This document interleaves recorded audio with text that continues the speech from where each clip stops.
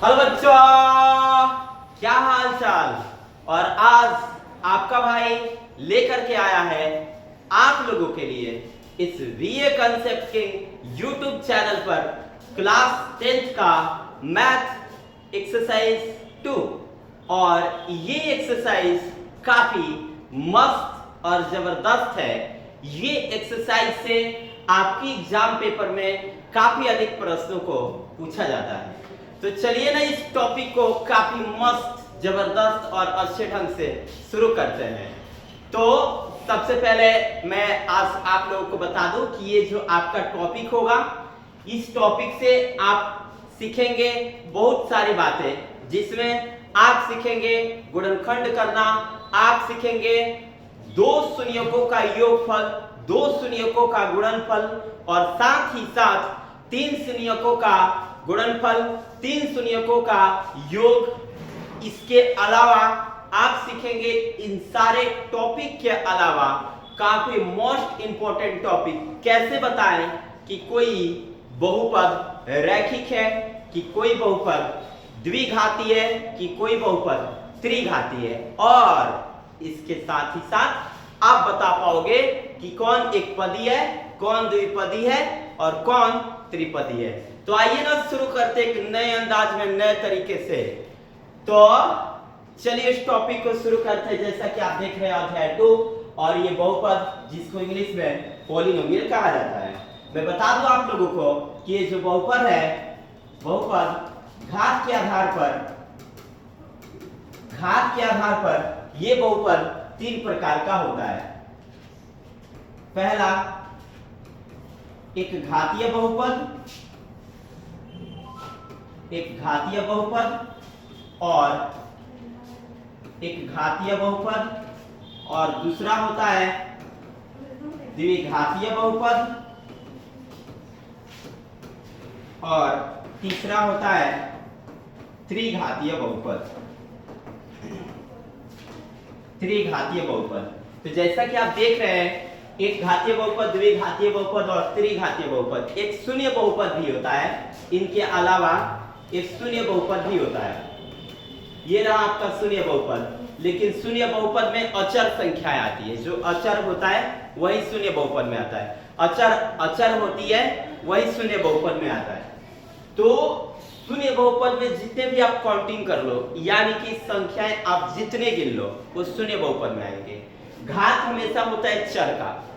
घात किसका होगा? चर का।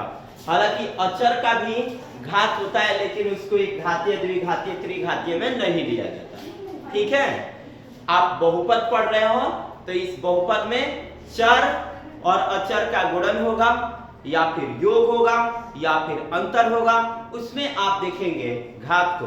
तो चलिए हम शुरू करते हैं। जैसा कि आप देख रहे हैं शून्य बहुपद, शून्य बहुपद में 1 2 3 4 5 डैश डैश जो भी संख्या आप कर लो, ये कौन से बहुपद में आएंगे?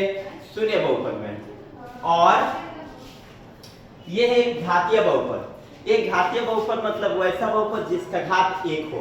पद कितना भी हो सकता है। जैसे इसका घात आपसे पूछूं कि x का घात क्या है, तो x का घात आप बताओ क्या होगा? 1।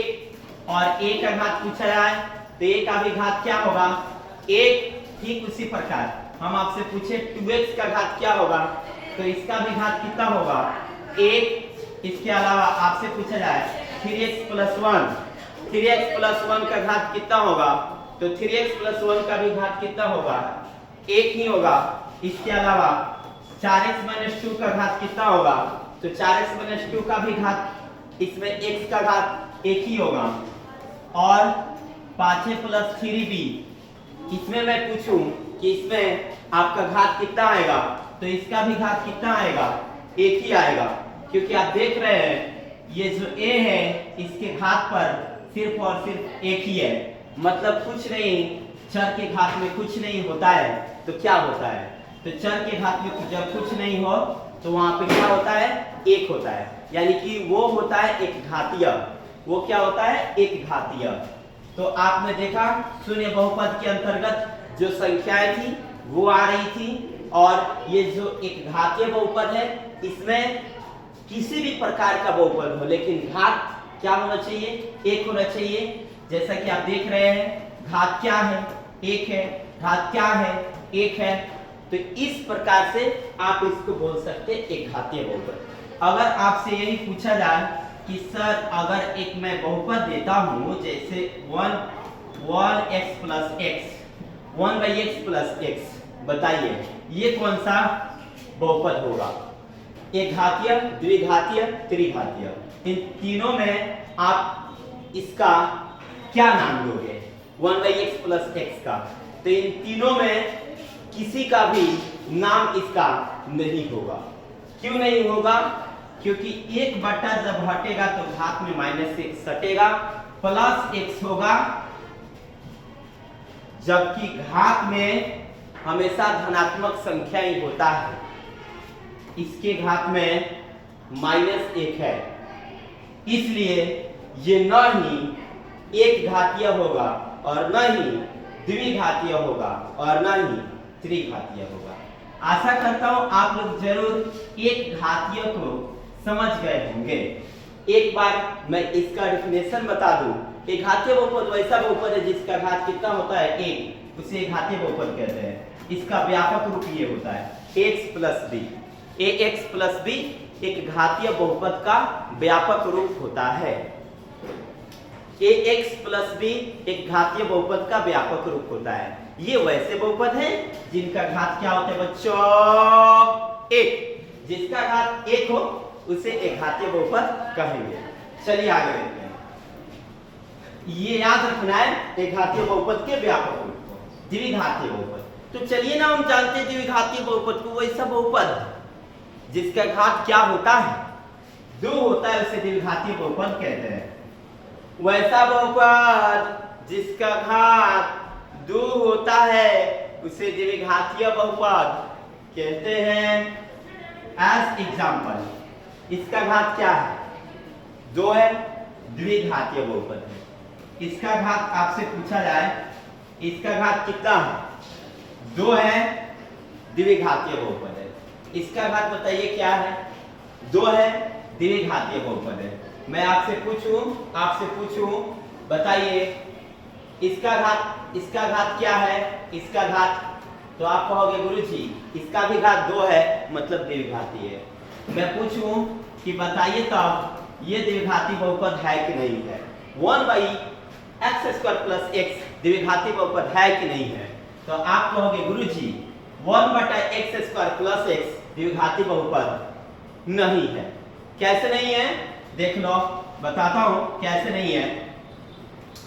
1 बट्टा का मतलब होता है माइनस, तो घात में -2 प्लस x होगा, तो ये घात में कभी भी माइनस पूर्णांक यानी कि ऋणात्मक पूर्णांक नहीं होता है, और वो भिन्न के रूप में नहीं होता है, यानी इस फॉर्मेट में वो नहीं है, इस वाले फॉर्मेट में वो वाला नहीं है। इस वाला फॉर्म में होगा तो ये द्विघातीय बहुपद होगा।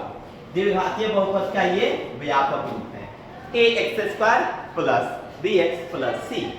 द्विघातीय बहुपद का व्यापक रूप क्या होता है? ax² plus bx plus c। द्विघातीय बहुपद का व्यापक रूप ax² plus bx plus c होता है। तो आप लोगों को ये जो एक घातीय बहुपद है ax प्लस b, द्विघातीय बहुपद है ax² plus bx plus c, इसको याद करके रखना है। चलिए आगे देखते हैं त्रिघातीय बहुपद। वैसा बहुपद जिसका घात 3 होता है, वैसा बहुपद जिसका घात 3 होता है उसे त्रिघातीय बहुपद कहते हैं। वैसा बहुपद जिसका घात 3 होता है उसे त्रिघातीय बहुपद कहते हैं। तो चलिए एक बार हम त्रिघातीय बहुपद को आप लोगों के बीच प्रेजेंट करते हैं। आप लोग बता पाते हैं कि नहीं, हम देखना चाहते हैं। चलिए आ जाइए। त्रिघातीय बहुपद, जैसे देखिए मैं आपसे पूछूं कि ये बहुपद कौन सा बहुपद होगा, तो आप कहोगे गुरुजी इसके घात में 3 लगा है इसलिए त्रिघातीय बहुपद है।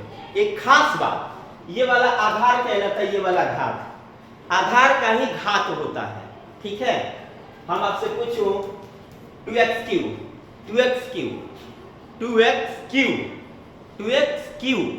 ये कौन सा घाती है? आप कहोगे गुरुजी 2x³ जो है ये गुरुजी कौन सा बहुपद? हाँ, त्रिघाती बहुपद। क्यों? इसके घात में क्या है? 3 है, इसलिए त्रिघाती बहुपद है। अच्छा अच्छा, आप लोग तो बड़ी तेज हो जी, तो बताइए थोड़ा त्रिघाती बहुपद। त्रिघाती बहुपद ये वाला है कि नहीं? ये वाला है कि नहीं त्रिघाती बहुपद? आप कहोगे गुरुजी इनमें 3 भी है, इसमें 2 भी है और इसके घात में 1 भी है, मतलब त्रिघाती द्विघाती रैखिक तीनों है। हम कहेंगे बाक बुड़बक, जो सबसे बड़ा घात होगा उसी के आधार पर नाम होगा। सबसे बड़ा घात होगा उसी के आधार पर नाम होगा। सबसे बड़ा घात 3 है, इसीलिए त्रिघाती है। चलो आगे चलते हैं। ये वाला कौन सा घाती है? ये वाला 3t क्यूब। आप कहोगे गुरुजी 3t आधार है और घात में लगा 3 है, ये त्रिघाती है। क्या है? त्रिघाती। 4x cube, 4x cube, 4x इसमें आधार है और 3 इसमें घात है। तो आप कहोगे, हम पूछे आपसे कि कौन सा घाती होगा, आप प्यार से कहोगे गुरुजी इसके घात में 3 लगा है, मतलब ये त्रिघाती है। तो अब इस तरह से इसका भी व्यापक रूप आप जान सकते हैं। त्रिघाती का भी व्यापक रूप क्या होता है? त्रिघाती का व्यापक रूप ये देखिए आप, त्रिघाती का व्यापक रूप ध्यान दे बच्चों।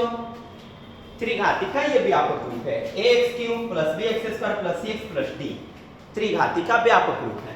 ये cx है, cx त्रिघाती का व्यापक रूप, ठीक है। ध्यान दो, रैखिक बहुपद का व्यापक रूप ax प्लस b होता है, द्विघाती का व्यापक रूप ax square plus bx plus c होता है, त्रिघाती का व्यापक रूप ax cube plus bx square plus cx plus d होता है, ठीक है। अब देखिए इस तरह से ये तीनों बहुपद हो गया जो घात के आधार पर है। अब मैं ना आप लोगों से कम 15 क्वेश्चन पूछता हूं और आप बताओ कि कौन एक घाती है, कौन द्विघाती है और कौन त्रिघाती है। चलिए बताइए, ये वाला कौन सा घाती है? X square. तो आपको गुरुजी इसके घात में 2 लगा है, इसलिए द्विघाती है। हम कहेंगे वेरी गुड।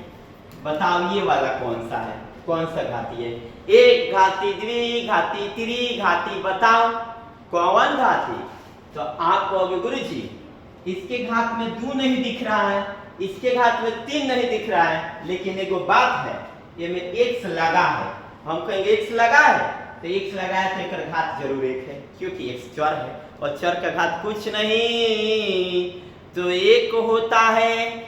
तो ये देख लो रैखिक बहुपद, ये है रैखिक बहुपद। चलो ये बताइए, ये 2 स्क्वायर बता दो, टी स्क्वायर कौन सा घाती है? आप कहोगे गुरुजी एक घात में 2 लगा है, द्विघाती है। हम कहेंगे वाह चला वाह, तो ये तो बता दो ये कौन सा घाती होगा? ये वाला। इसके घात में क्या लगा है? तो इसके घात में 3 लगा है, 2 भी लगा है, 1 भी लगा है, तो ये तीनों होगा, चारों होगा? ऐसा कुछ नहीं है, यहाँ पे सबके साथ योग है, अंतर है, प्लस माइनस का सिंबल है सबके साथ। बड़ा घात क्या है? बड़ा घात क्या है? तो इसके बड़ा घात में क्या है? 3 है, इसलिए ये त्रिघाती है, ये त्रिघाती बहुपद है। तो अब आप लोगों को समझ में आ रहा होगा, थोड़ा बताइएगा ये वाला कौन सा घाती बहुपद है? ये वाला √3x square plus 4x minus 1। हम कहेंगे कि सर रूट सिर्फ 3 पर ही चढ़ा है, स्क्वायर स्वतंत्र है, यानी कि तब वो सीधी सी बात है, ये द्विघाती है। अच्छा चलिए इसमें से हम खाली स्क्वायर को हटा ही देते हैं। अब बताइए कि द्विघाती है कि त्रिघाती की रैखिक? तो आप कहोगे गुरुजी ये तो घात में 1 दिख रहा है, 2 3 है नहीं, तो रैखिक है, बात सीधा है। हम कहेंगे बहुत अच्छा, अब आप लोग जान गए।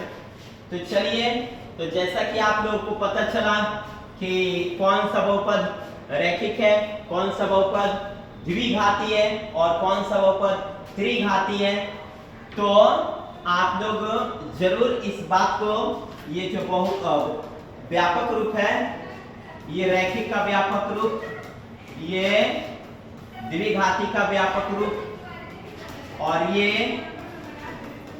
त्रिघाती का व्यापक रूप। तीनों व्यापक रूप को आप लोग आसानी से पहले याद करेंगे। रैखिक का व्यापक रूप, द्विघाती का व्यापक रूप, त्रिघाती का व्यापक रूप, तीनों व्यापक रूप आप लोग को हर हालत में याद होना चाहिए। तब आप पहचान पाओगे कि कौन सा बहुपद रैखिक है, कौन सा बहुपद द्विघाती है, कौन सा बहुपद त्रिघाती है। ठीक है, चलिए अब आगे हम चलते हैं। अब आप पढ़ेंगे पद के आधार पर, पद के आधार पर बहुपद, पद के आधार पर बहुपद। इसमें भी होता है शून्य बहुपद, एक पदी बहुपद और साथ ही साथ द्विपदी बहुपद और त्रिपदी बहुपद। देख सकते हैं आप बहुपद पद के आधार पर, शून्य बहुपद, एक पदी बहुपद, द्विपदी बहुपद, त्रिपदी बहुपद, है ना। चर का पद नहीं होता, अचर का पद नहीं होता। जैसे गिनती में जितने भी आते हैं, आप गिनती जहां तक गिन लो, उसका कोई पद नहीं होता। पद चर और अचर के साथ होता है, पद चर और अचर के साथ होता है, या फिर खाली चर रहे तो पद होता है ना। अचर का कोई पद नहीं होता। देखते हैं, आप देखो तो यहां से हम स्टार्ट करते हैं। शून्य बहुपद में आपको काउंटिंग हो सकता है, जितने भी गिनती होते हैं उसमें आ सकता है ना। शून्य बहुपद में आप देखिए एक पदी बहुपद, एक पदी बहुपद, एक पदी बहुपद, वैसा बहुपद जिसका पद एक हो उसे एक पदी बहुपद कहते हैं। ये पद पर डिपेंड करता है, घात पर नहीं, पद पर, है ना। पद पता है कब बदलते हैं? जब चिन्ह बदलते हैं। चिन्ह बदलने से पद बदलता है, चिन्ह बदलने से पद बदलता है। चिन्ह बदलेगा पद भी बदलेगा। अब देखिए एक पदी बहुपद का बताइए, इसमें क्या पद है? इसमें क्या पद है? इसमें तो सर चिन्ह कोई है ही नहीं। हाँ एक बात है, अचर के साथ चर का गुणज दिखाई दे रहा है ना। देखते हैं ये जो अचर है, अचर के साथ ना चर का गुणज दिखाई दे रहा है। अचर के साथ चर का गुणज है, लेकिन ना यहाँ पे प्लस वगैरह माइनस वगैरह नहीं है। हम कहेंगे उससे कोई डिपेंड नहीं करता है। तुम एक्स देखो ना, क बार इसको लिखा गया है, क बार लिखा गया है, तो आप कहोगे सर ये तो लिखा तो एक बार दो एक बार एक्स गया है। हम कहेंगे नहीं रे बुढ़वा, हम ये पूछ रहे हैं कि इनका गुणज, जैसे 2 गुणे x हुआ है तो इसको तुम लिखोगे तो क्या लिखोगे? तो आप कहोगे 2x, ऐसा लिखोगे, है ना। अच्छा ये पढ़ के बताओ आप लोग ये क्या पढ़ते हो? तो आप कहोगे 2 + x कहोगे, और इसको पढ़ने में 2 + x कहोगे क्या? डायरेक्ट कहोगे 2x। तो इसका मतलब ही एक पदी है। अच्छा तो ये तो मस्त आया। अच्छा एक बात बताओ, एक पदी में एक मैं आपको लेता हूं x को, x एक पदी है कि नहीं है? तो आप कहोगे गुरुजी एक ही बार तो लिखा है, एक पदी है। और 2a को ले लेते हैं, 2a क्या है? 2a ये भी तो एक ही बार है ना, बस गुणा हुआ है 2a से, उससे कोई दिक्कत नहीं है, तो एक पदी है। ऐसे हम t² को ले लेते हैं, तो ये भी तो एक ही बार लिखा है ना, एक ही बार लिखा है ना। तो आप क्या कहोगे? इसको भी एक पदी। 2t5 को ले लेते हैं, ये एक पदी है कि द्विपदी की त्रिपदी? तो इसमें ये भी क्या है? एक पदी ही है। कैसे एक पदी लग रहा है? क्योंकि 2 में किससे गुणा हुआ है? t से। 2 में किससे गुणा हुआ है? t से। तो ये कौन पदी हो गया? एक पदी की द्विपदी की त्रिपदी? तो ये हो जाएगा आपका एक पदी। क्यों? बस 2 को हटा दे तो t बचा, और t के साथ 2 का गुणज कर देते तो 2t हो गया, 2t के पावर में 5। तो घात पर डिपेंड नहीं करता, डिपेंड करता है पद पर। इसके आगे प्लस माइनस लगा होना चाहिए, हालांकि इसके आगे प्लस है, कुछ नहीं तो प्लस है ना। तो चिन्ह क्या है? एक ही तो है, इसलिए एक पदी है। घात इंपॉर्टेंट इसमें नहीं है। आपसे पूछा जाए टी के पावर सर एक पदी द्विपदी त्रिपदी, तो आप कहोगे सर टी तो एक ही है, चिन्ह भी इधर एक ही लगेगा, हाँ तो एक पदी है, तो आप बता सकते हैं इस प्रकार एक पदी को। अब चलिए हम देखते हैं द्विपदी की ओर। द्विपदी, तो द्विपदी द्विपदी द्विपदी द्विपदी और द्विपदी द्विपदी द्विपदी। चलिए देखिए, मतलब जिसका पद दो हो वो दो पदी है।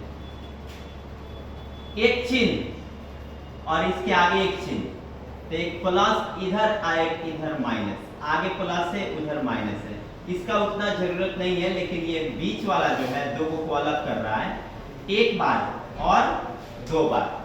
तो कै पद हुआ? दो पद।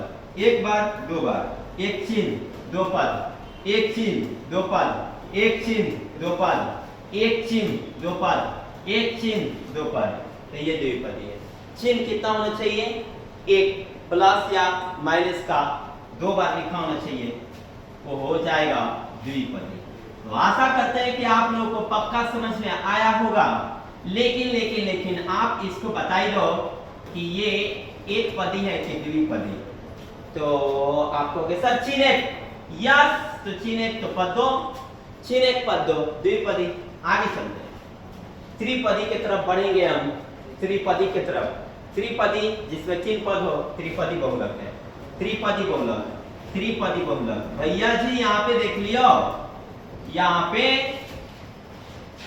चिन्ह दो पद तीन, चिन्ह दो पद तीन, एक पद दो पद तीन पद, चिन्ह दो पद तीन, चिन्ह दो पद तीन। कैसे? चिन्ह दो, एगो चिन्ह, कगो चिन्ह हो गया? दो गो चिन्ह, तो पद कितने बनेंगे? तीन गो बनेंगे। दो पद तीन चिन्ह, दो पद तीन चिन्ह, दो चिन्ह तीन पद, दो चिन्ह तीन पद, दो, देख लो एक बार और देख लो, एक बार और देख लो, यस, इसमें कितने चिन्ह हैं? दो चिन्ह, पद कितने? पद कितने? एक दो तीन, चिन्ह दो पद तीन, चिन्ह दो पद तीन, ठीक है, तो ये कहलाएगा त्रिपदी। अब हम आपसे कुछ प्रश्न पूछेंगे घात और पद को मिश्रित करके, घात और पद को मिश्रित करेंगे हम। बताइए ये कौन सा घाती है? कौन सा घाती है? तो आप कहोगे सर घाती, तो घात के आधार पर तो इसके घात में जो लगा है द्विघाती है। और यही बताइए कि पदी कौन है? तो आप कहोगे सर पदी, पदी एक ही बार लिखा है, एक पदी है सर, एक पदी। हम पूछेंगे कि बताइए बताइए बताइए इसमें कौन पद है? एक दो तीन चार, तो आप कहोगे सर चार पदी, चार पदी, तीन चिन्ह चार पद, दो चिन्ह तीन पद, एक चिन्ह दो पद, तीन चिन्ह चार पद, हाईएस्ट घात तीन, हाईएस्ट घात तीन, घात हाईएस्ट तीन, तो त्रिघाती बहुलक है। चलिए अच्छा ये बताइए, तो आप लोग तो बता दे रहे हो गुड बॉय गुड गर्ल्स, लेकिन आप लोग एक और बताओ, इसका घात बताओ। कहोगे सर इसके घात तो चार है लेकिन पद एक है, हम कहेंगे गुड, पदी में एक पदी, घात में चार घाती। अच्छा ये वाला बताइए तो थोड़ा, घात में कौन घाती? तो आप कहोगे घात में त्रिघाती और पद में एक पदी। अच्छा आप लोग तो तेज हो गए, तो थोड़ा बता दो यहाँ पे कै पदी है? कहोगे सर चिन्ह दो पद तीन, चिन्ह दो पद तीन, ये त्रिपदी है। लेकिन घाती में कौन घाती है? तो घाती में ये द्विघाती है। घात इसका क्या है? दो है, तो द्विघाती है। तो इस तरह से आप आसानी से बता सकते हैं कि कौन एक घाती है, कौन द्विघाती और कौन त्रिघाती है, कौन एक पदी है, कौन द्विपदी है और कौन त्रिपदी है। तो ये आशा करता हूं कि आप लोगों को पक्का समझ में आ ही गया होगा। अब आप सीखेंगे डायरेक्ट अनेक फार्मूला मैं आप लोगों को दे रहा हूं जो आप लोगों को याद करने की जरूरत है, और याद करके उसको आप लोगों को नोट कर लेना है, ताकि वो जो फार्मूला होंगे वो आपके एग्जाम पेपर में बहुत ज्यादा मतलब आते हैं, उसको तो बहुत ज्यादा याद करना पड़ेगा, समझना पड़ेगा, और उसको जब भी पढ़ने बैठे अपने स्टडी टेबल के पास उसको रख करके याद करना पड़ेगा। जब भी पढ़ने बैठे एक बार रिपीट मार लें, ठीक है। तो चलिए देखिए, पहले मैं लिखवाऊंगा आप लोगों को द्विघाती बहुपद के लिए, द्विघाती बहुपद के लिए जब बहुपद ax² plus bx plus c के रूप में हो तब तथा उनका शून्यक अल्फा और बीटा हो, तब एक द्विघाती बहुपद के दो शून्यक होते हैं। एक द्विघाती बहुपद के कितने शून्यक होते हैं? दो, अल्फा और बीटा। एक द्विघाती बहुपद के कितने शून्यक होते हैं? दो। एक द्विघाती बहुपद के दो शून्यक होते हैं, कौन कौन? अल्फा और बीटा। एक द्विघाती बहुपद के दो शून्यक होते हैं, पहले शून्यक को अल्फा कहते हैं, दूसरे शून्यक को बीटा। आपसे पेपर में भी प्रश्न पूछे जाते हैं कि एक द्विघाती बहुपद के कितने शून्यक होते हैं, तो आप कहोगे सर एक द्विघाती बहुपद के ना दो शून्यक होते हैं, पहला शून्यक अल्फा और दूसरा शून्यक बीटा, ठीक है। इसका फॉर्मूला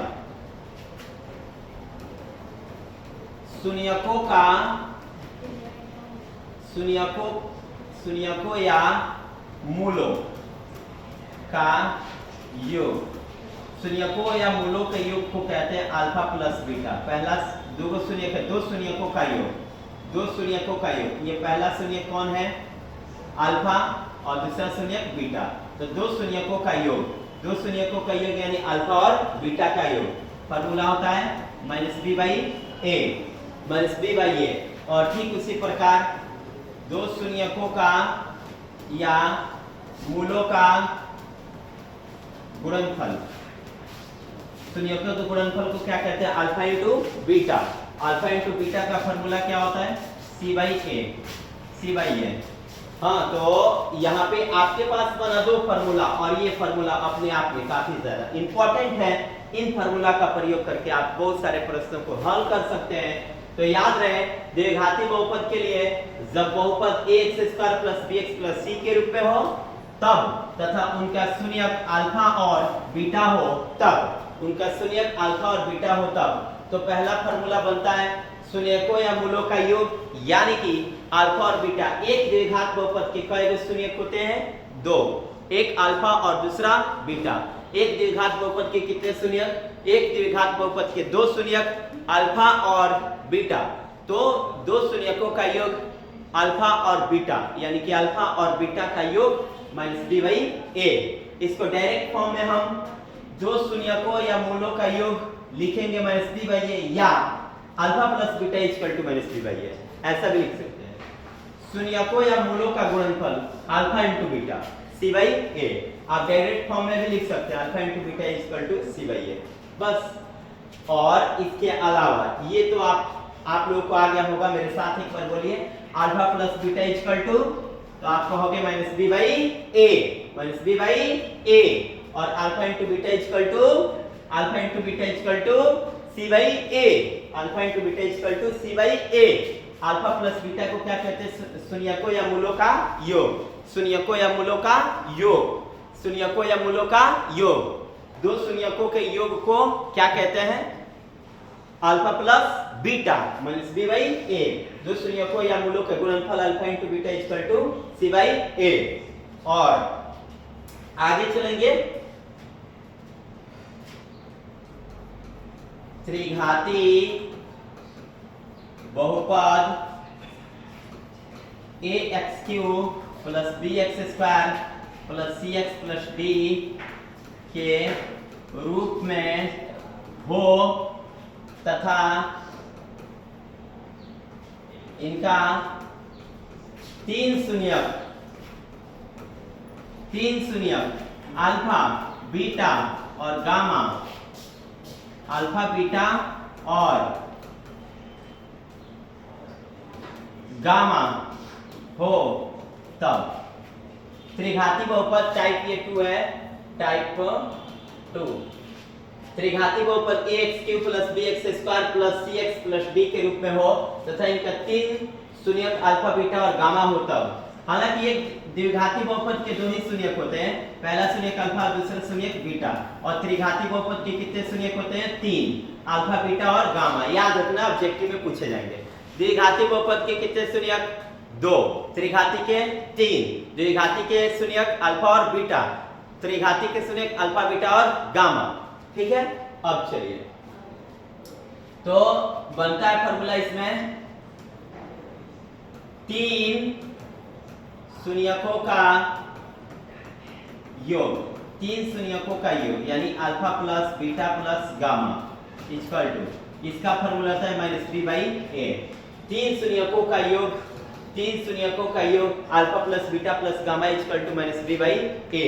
अगला फॉर्मूला, और 2 शून्यकों के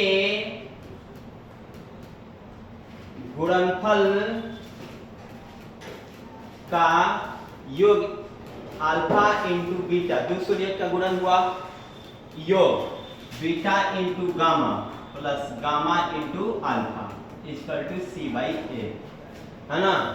याद रखो फॉर्मूला, 2 शून्यकों के गुणनफलों का योग, गुणनफलों का योग, 2 शून्यकों के गुणनफलों का योग, 2 शून्यकों के गुणनफलों का योग, 2 शून्यकों के गुणनफलों का योग, 2 शून्यकों के गुणनफलों का योग, एक गुणनफल अल्फा, एक गुणनफल बीटा, तो अल्फा और बीटा का गुणनफल और उसका योग, बीटा इंटू अल्फा का गुणनफल और उसका योग, और गामा इंटू अल्फा का गुणनफल और उनका योग इक्वल टू c/a। याद रखना है। और लास्ट फॉर्मूला होता है 3 शून्यकों का,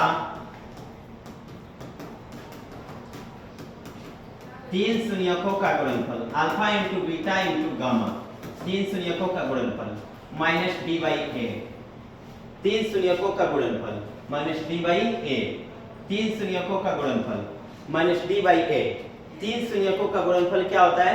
-d/a, 3 शून्यकों का गुणनफल यानी alpha into beta into gamma equal to -d/a। चलिए मेरे साथ एक बार फार्मूला को आप लोग रिवीजन करेंगे अच्छे ढंग से, मस्त ढंग से और जबरदस्त ढंग से। तो देख रहे हैं आप लोग एक त्रिघाती बहुपद के 3 शून्यक अल्फा बीटा और गामा, तो 3 शून्यकों का योग alpha plus beta plus gamma equal to -b/a, 2 शून्यकों के गुणनफलों का योग alpha into beta plus beta into gamma plus gamma into alpha equal to c/a, 3 शून्यकों का गुणनफल alpha into beta into gamma equal to -d/a। तो ये फॉर्मूला आप लोगों को याद कर लेना है अच्छे ढंग से, और साथ ही साथ इसका टाइप 3 आता है आप लोगों के बीच। टाइप 3 होगा, टाइप 3 फॉर्मूला जब कहे, जब बोले कि एक द्विघात बहुपद ज्ञात करें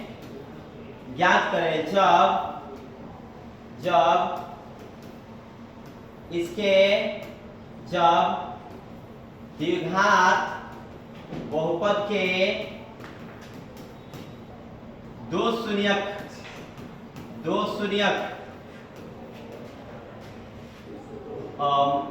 शून्यक अल्फा और बीटा हो तब, 2 शून्यक अल्फा और बीटा हो तब।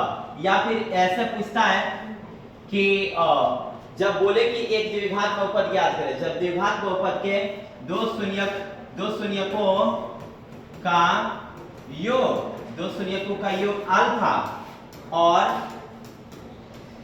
दो शून्यकों का गुणनफल बीटा हो तब फॉर्मूला होता है x square minus alpha plus beta into X plus alpha into beta. ये फॉर्मूला आप लोगों को याद रखना है। ये वाला फॉर्मूला आप कब लागू करेंगे, जब बोले कि एक द्विघात बहुपद ज्ञात कीजिए, जब बोले कि एक द्विघात बहुपद ज्ञात कीजिए, जब द्विघात बहुपद के शून्यकों का योग और द्विघात बहुपद के शून्यकों का गुणनफल, द्विघात बहुपद के शून्यकों का योग आपको मिले अल्फा और द्विघात बहुपद के शून्यकों का गुणनफल आपको मिले बीटा, तब द्विघात बहुपद का सूत्र देख लो, X square minus alpha plus beta into X plus alpha into beta. Formula याद रहेगा मेरे बच्चों, बोलो ये फॉर्मूला आप कब लगाओगे, जब दो शून्यकों का योग दे, यहाँ पे अल्फा की जगह पे कोई संख्या दें, हाँ, और बीटा की जगह पे कोई संख्या दें, तो आराम से दो शून्यकों का योग है ना, सॉरी दो शून्यकों का योग को कहते हैं अल्फा प्लस बीटा और दो शून्यकों के गुणनफल को कहते हैं, सॉरी बच्चों, दो शून्यकों के गुणनफल को कहते हैं अल्फा इंटू बीटा हो तब, दो शून्यकों को योग को कहते हैं अल्फा प्लस बीटा, दो शून्यकों के गुणनफल को कहते हैं अल्फा इंटू बीटा, है ना। हम एक एक लिख दिए थे। जब द्विघात बहुपद के दो शून्यकों का योग अल्फा प्लस बीटा हो तथा दो शून्यकों का गुणनफल अल्फा इंटू बीटा हो, तब फॉर्मूला देख लो, X square minus alpha plus beta into X plus alpha into beta. एक बार इसका मान देगा, कुछ मान लो 4 है और इसका मान लो कि 3 है ना। तो द्विघात बहुपद ज्ञात करना है, तो कैसे बनाओगे, x square minus alpha plus beta का मान तुमको कितना मिल गया 4, एक्स लगा दो प्लस अल्फा इंटू बीटा का मान कितना मिला 3, है ना। तो अब आराम से लिख सकते हो x square minus 4x plus 3, ये आराम से द्विघात बहुपद मिल जाएगा कि नहीं।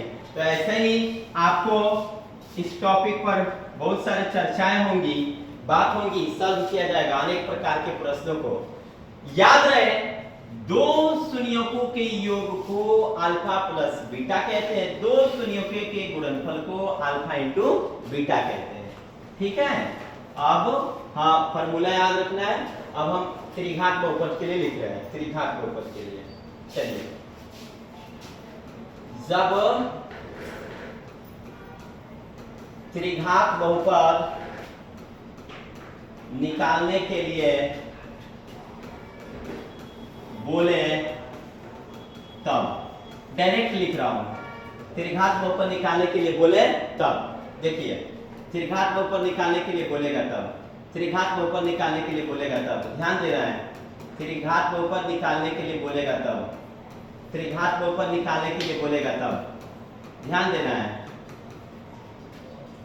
त्रिघात बहुपद निकालने के लिए बोलेगा तब,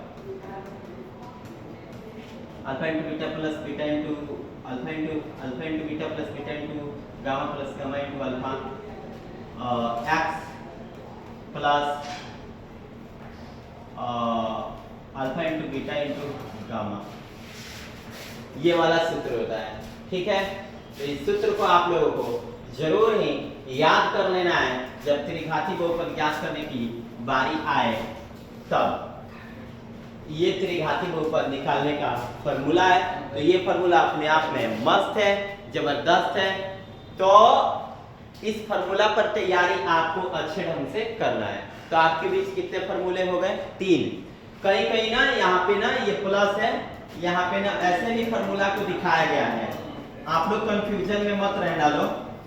कहीं कहीं ना ऐसे भी फॉर्मूला को दिखाया गया है, ऐसा मैं लिख दे रहा हूँ, ऐसा भी इस फॉर्मूला को दिखाया गया है यहाँ पे माइनस करके, यहाँ पे ये वाला फॉर्मूला, ठीक है, ये वाला। जैसे आप केसी सिन्हा के मैथ में देखेंगे तो ये फॉर्मूला आपको देखने को मिलेगा, है ना। लेकिन कंफर्म यही वाला होता है, ये वाला भी होता है, लेकिन इस वाला पर नहीं बनता है ना। इस वाला को आप लोग कंफर्म रखिएगा, ठीक है। नीचे वाला को आप लोग कंफर्म रखिएगा। हालांकि मैं दोनों इसलिए बता दिया, कोई कोई वो बताएगा, कोई कोई ये बताएगा, तो आप लोग कंफ्यूजन में पड़ जाओगे। तो कंफर्म ये वाला होता है, नीचे वाला, ठीक है, याद रखिएगा लोग, ठीक है। ये वाला नहीं, ये वाला नहीं, ये वाला कंफर्म रखिएगा लोग, ठीक है। ये दोनों फार्मूला ऐसे आते हैं, तो ये आप लोगों को कंफर्म करके रखना है। तो मिलते हैं फिर नेक्स्ट वीडियो में, और इन सारे फार्मूला पर बहुत सारे क्वेश्चन को लेकर के जो सीधा लड़ेगा आपके एग्जाम में। तो हमको आशा है कि आप लोगों को ये वीडियो जरूर ही समझ में आया होगा। तो आप लोग मन लगाकर पढ़ाई करते रहिए, और एग्जाम टाइम भी बहुत कम बचा है और फोड़ना भी है, तो तैयारी मस्त चलनी चाहिए, जबरदस्त चलनी चाहिए। अगर वीडियो आप लोग को अच्छा लगा हो तो मेरे चैनल को जरूर सब्सक्राइब करें, और साथ ही साथ लाइक करें, कमेंट करें, और ज्यादा से ज्यादा मात्रा में शेयर करें। मिलते हैं फिर से नेक्स्ट वीडियो में। आज के लिए इतना ही काफी। जय हिंद, जय भारत।